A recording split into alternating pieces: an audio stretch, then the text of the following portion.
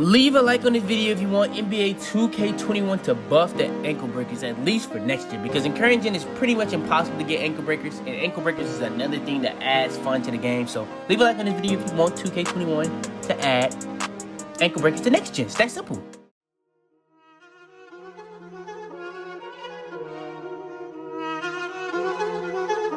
I got digital dash, came right with a I walk in the store and I buy the stock. I hide in the bins and pull out the lot. Got Tiffany diamond, it cost me a lot. They flying like birds, but drop on this hot. 400 degrees, I burned up the block. Burn out, make one call, they turn out.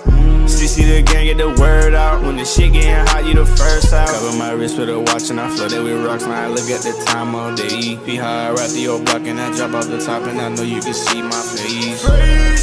You my dog at the end, don't care what the bitches say.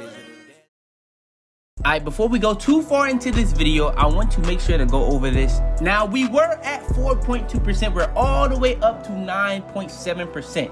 But still, 90% of y'all that are watching my videos aren't even subscribed.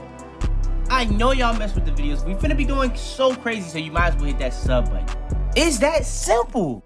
Yo, what's up, YouTube? It's your boy Fizz, back to be with yet another video today. I'm coming to you guys with the best playmaking badge method in NBA 2K21. And yeah, man, I've been going crazy with the badge method, the overall method. Y'all been going crazy on the 99 overall method. Y'all been going crazy on the finishing badge method. The shooting badge method didn't go as crazy.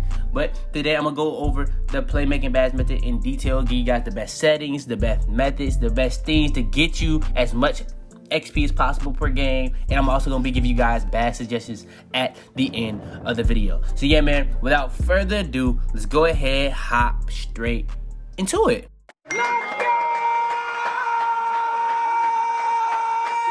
Alright, so first things first, there is a disconnect in the community where people believe that pro gets you the most. So if you're one of those people that thinks pro gets you the most difficulty or XP, there's no multiplier, go ahead, put it on pro. What I do is I put it on Hall of Fame, because when I play on pro, I don't get nearly as much XP for my playmaking or overall.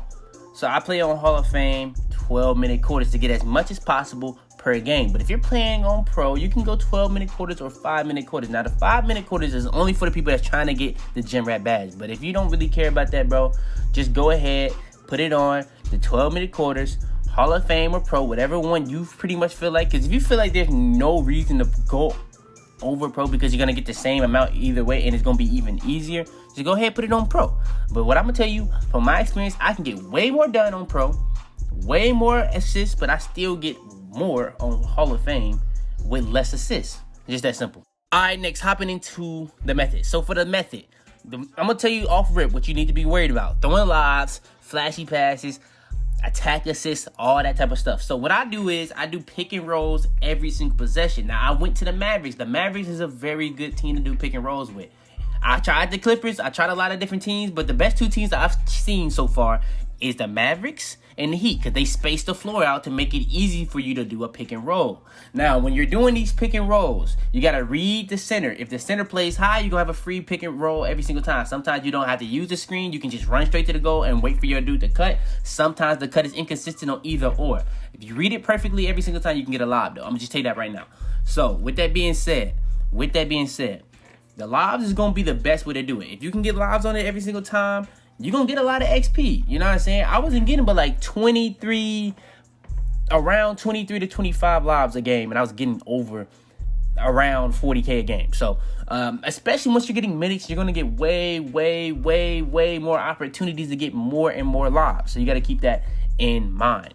So when it comes to doing half court, I do pick and roll every single time. Sometimes I use the screen, sometimes I don't use the screen, depending on what the back defender is doing.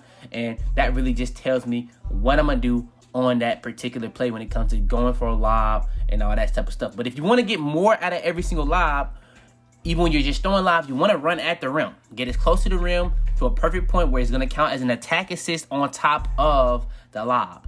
If you can get both, you're going to be getting a lot more assists just in general. Now, when it comes to fast breaks, that's going to be the easiest ways to get lobs in general. Like, so if you have somebody running on fast break, you just keep running to the goal, throw them a lob. Now, what I like to do on my fast breaks, because there is cap breakers in this, but we don't know the exact number because it hasn't been out long enough, but I'm pretty sure it's around 25 to 30. for the lob. So if you're getting around that area on fast breaks, you can start doing flashy passes. Flashy passes is going to be easier on pro difficulty, because on pro difficulty, the teammates aren't going to miss anything. So if you want to get a lot more flashy passes, pro difficulty is going to be a lot more easier than Hall of Fame, because on Hall of Fame, they're not going to really make anything. I'm going to be honest with you. But on pro, they're going to make everything. So that's another reason why you could want to use pro. I'm going to just say that right now. But yeah, flashy passes is going to be very, very good. It's going to be the second most you can possibly get. Now, if you get just regular assists, you're going to get a lot of stuff off that. But you want to make sure that you're focusing on lobs first. Do it in the pick and roll. You know what I'm saying?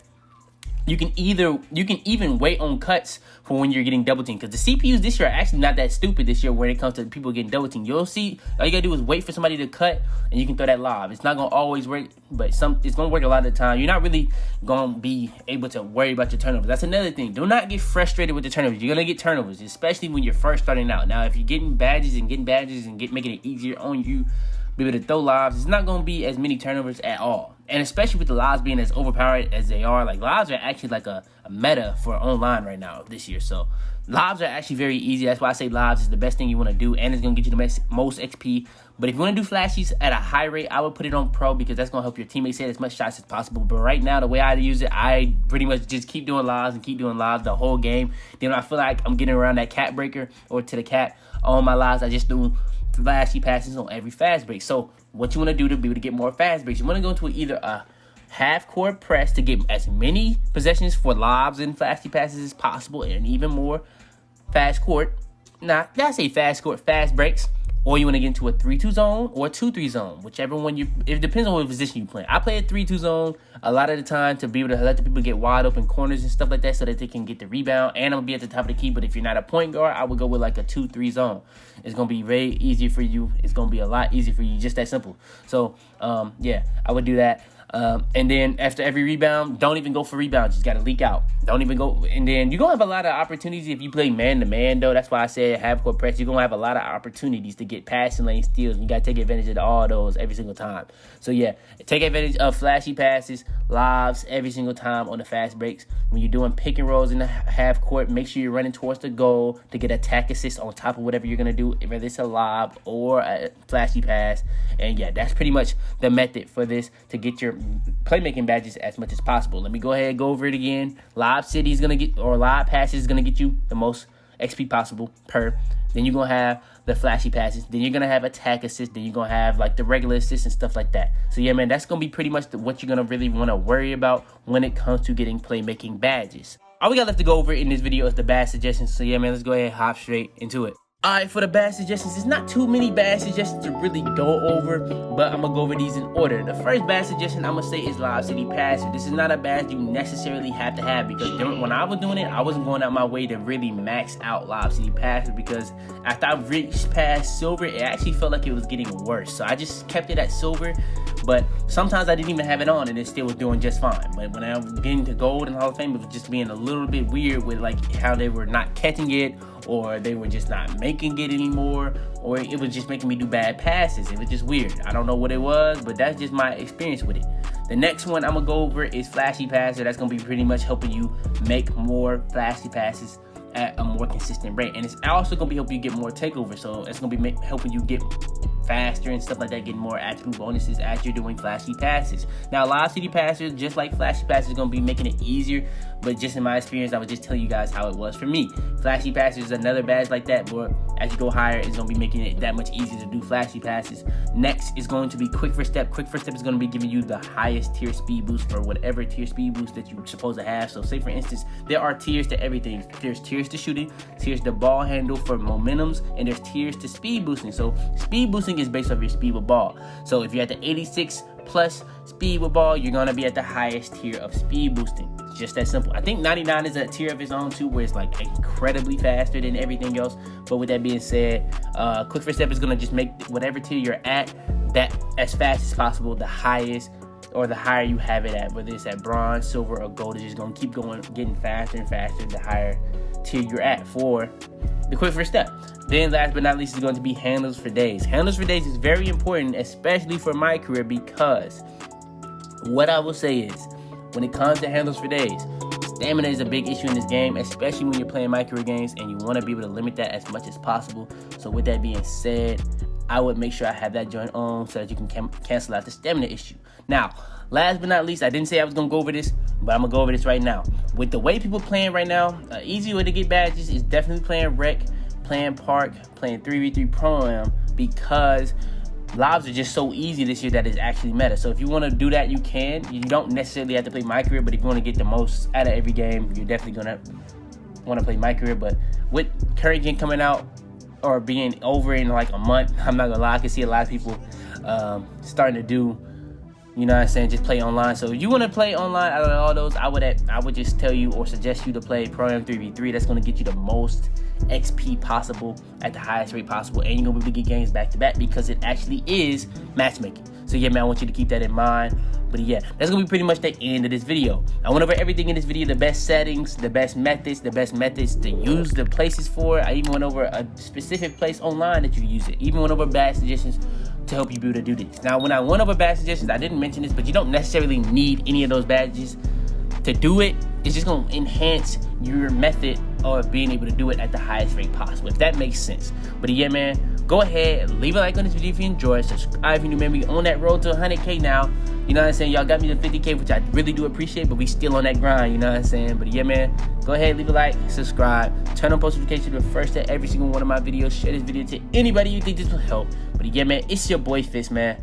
And I'm about to be, man. Tell them to bring me my money. Yeah! Head in the clouds, walk through the city, they taking you out. Bitches be talking, they running their mouth. A bag in the back and a stick in the couch. You know what it's about. Had to cope with all the pain, so I'm about to die, man. They say he going too fast. Yo, we back again with another giveaway on the channel. This is going to be the third NBA 2K21 giveaway for the current gen. This is going to be the last one for current gen, but this one is going to actually last a month long. This is going to be ending on October 11th. Now, to enter, all you got to do is pretty much be finding this on Twitter or IG. Do all the instructions. You can even do bonus entries, which is going to be consistent of pretty much like following me and stuff like that. But yeah, it's very, very simple giveaway. I'm actually teaming up with a corporation called BADGES, so they're really helping me do this to really much reach it out to as many people as possible, because this is going to be the last giveaway of current gen. I might do some more in the future if this does well for like next gen. I've been thinking about doing a console giveaway, thinking about doing game giveaways for next gen, so depending on how well this does, we might do that. But yeah, man, for this giveaway, we are going to be giving away a copy of NBA 2K21 for the Xbox One or the PS4, and we're going to be giving away a controller for whatever console of choice. So yeah, man, all I'm going to say is enter that while you can. And yeah, it does end on October 11th. So yeah, man, go ahead, enter that.